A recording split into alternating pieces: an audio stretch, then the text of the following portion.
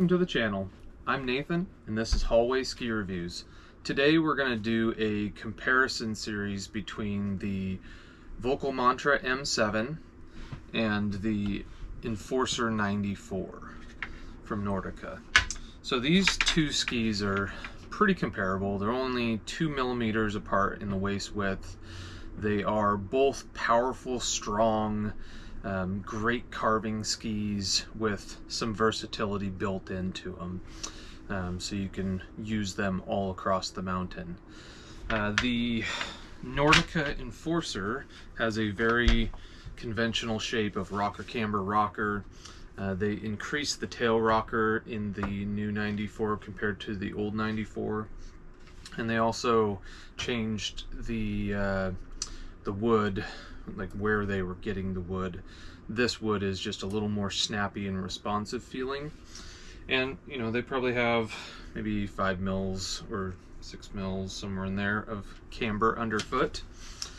The rocker shape is, you know, Nordica's smooth, kind of nice rocker shape, and then the tail, you know, in similar fashion is, you know, pretty long and low, but like all the way down to here now compared to the previous skis, like pretty long in comparison to the last 94.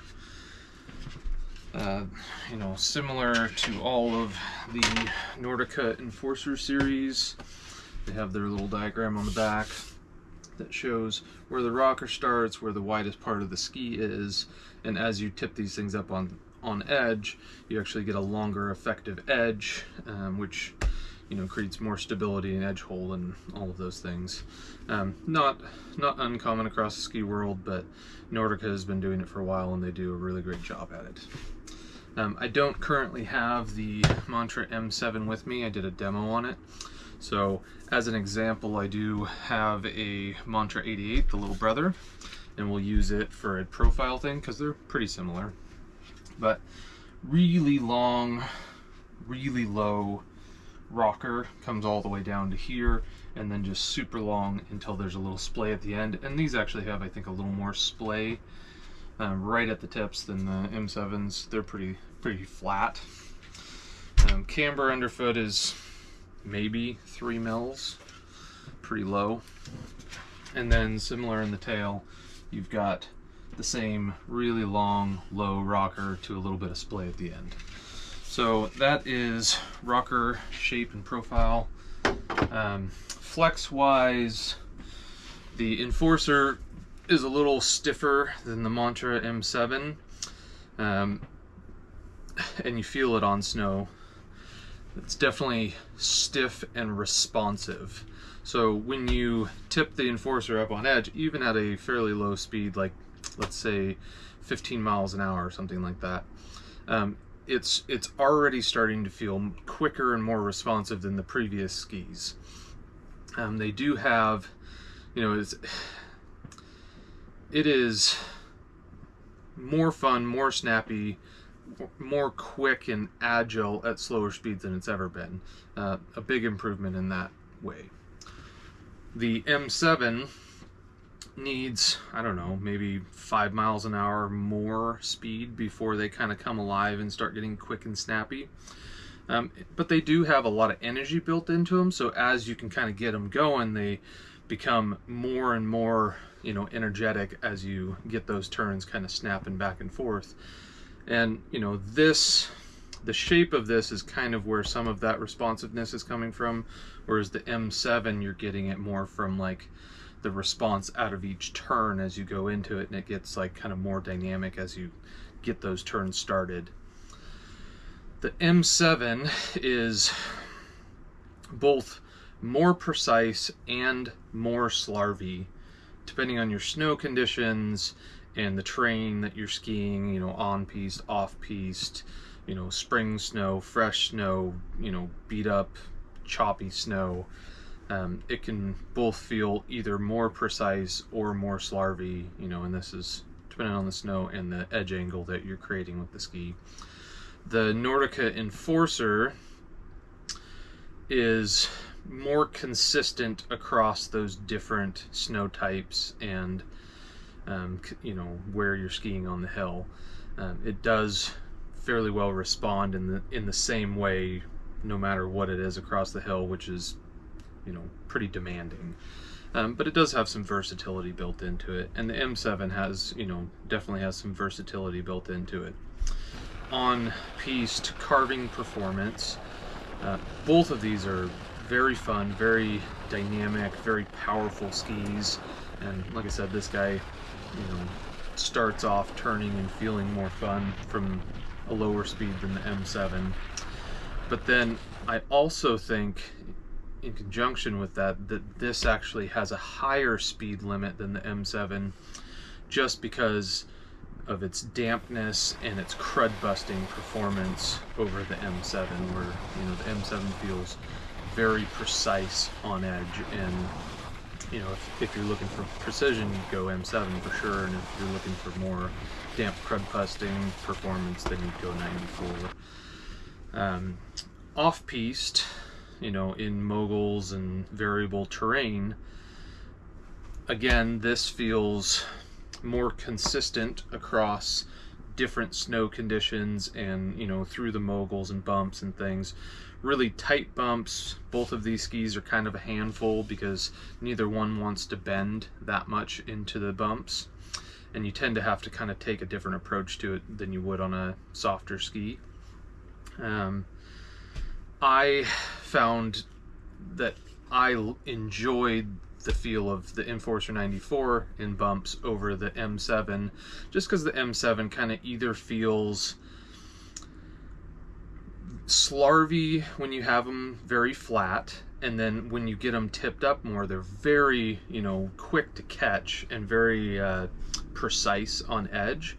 So you're kind of trying to, you know, find that happy medium where you're getting enough grip and enough slarvy on that.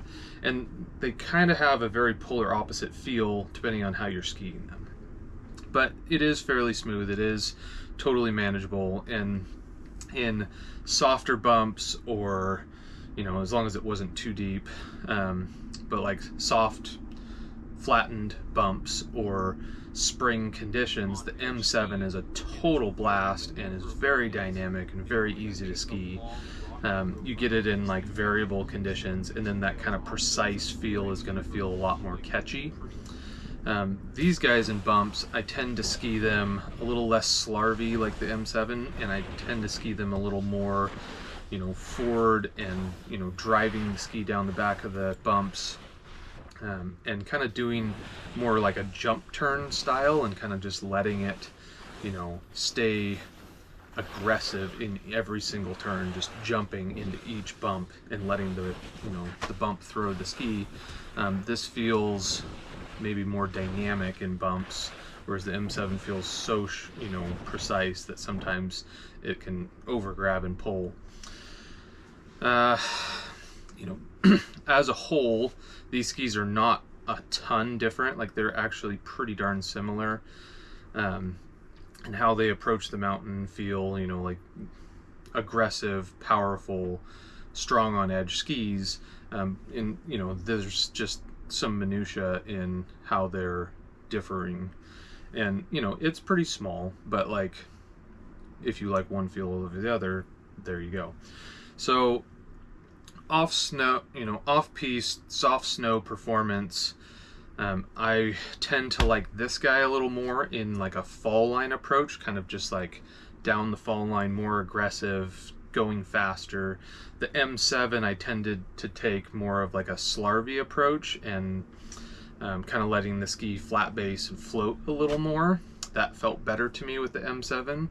And I tended to ski these guys a little faster in the soft snow, and, you know, definitely driving it a little more. And, you know, I think this ski demands a little bit more from the skier in like a forward driving position, and, you know, that's how you tend to enjoy it more, is in that position. So, you know, both of these skis are pretty demanding. As the, you know, with that demand, you should be at least a solid intermediate skier before you want to get on these guys. Otherwise, you probably just wouldn't enjoy either one of them. But, you know, if you are a solid intermediate skier that is looking to improve and work on their technique and is willing to take some catchy tail feeling, because both of these guys, you got to be forward, you got to be aggressive, or those tails are going to catch and they're going to put you on your butt. So as a whole, I would describe the M7s as both a little bit more slarvy and much more precise feeling on edge. That precision is both good and bad depending on the conditions and the situation and skier ability. And then the 94 just feels more consistent, I would say, across the board in how you would ski it and your approach. So the M7 kind of, there's some skier adaptability there, as you either are more flat based or more slarvy, but it's pretty smooth as it like transitions between those two feelings, so it's not terrible. They do have some very good versatility in the M7, and the 94 has some versatility in that the consistency of the feel of the ski across. Both of these skis are capable of making short turns to very long turns. You can ski these very fast and aggressively. If you're trying to decide between the two, the decision to me is on-piste precision in the M7 and kind of dampness and crud busting ability of the Enforcer 94. So hopefully that gets you the information you guys need for whether you would decide one way or the other. And both of these are very, very fun skis. If you're wondering if it's too much ski for you, there's a good chance it is. If that's you should probably demo them before you buy them. Otherwise you might be getting into something that you won't enjoy long term across the mountain.